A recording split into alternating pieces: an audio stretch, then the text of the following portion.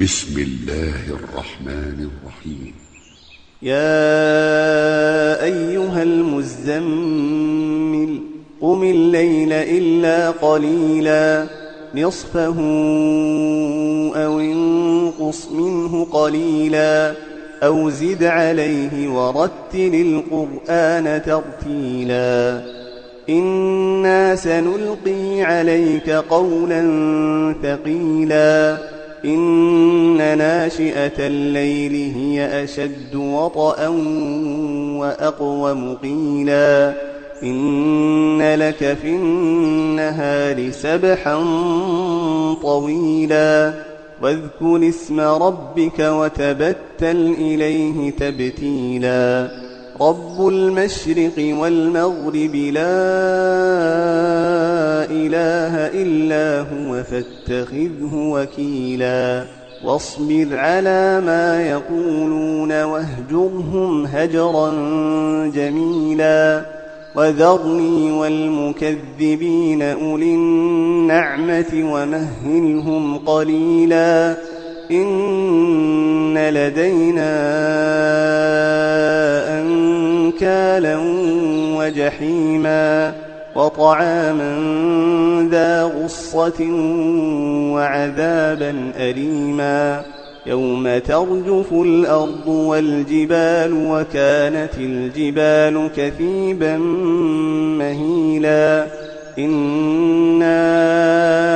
أرسلنا إليكم رسولا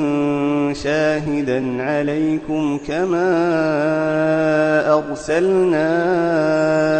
إلى فرعون رسولا فعصى فرعون الرسول فأخذناه أخذا وبيلا فكيف تتقون إن كفرتم يوما يجعل الولدان شيبا السماء منفطر به كان وعده مفعولا إن هذه تذكرة فمن شاء اتخذ إلى ربه سبيلا إن ربك يعلم أنك تقوم أدنى من ثلثي الليل ونصفه وثلثه وطائفة من الذين معك والله يقدر الليل والنهار علم أن لن تحصوه فتاب عليكم فاقرؤوا ما تيسر من القرآن علم أن سيكون منكم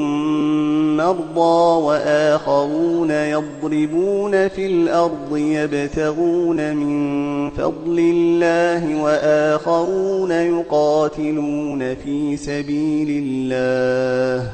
فاقرؤوا ما تيسر منه وأقيموا الصلاة وآتوا الزكاة وأقرضوا الله قرضا حسنا وما تقدموا لأنفسكم من خير تجدوه عند الله هو خيرا وأعظم أجرا واستغفروا الله إن الله غفور رحيم.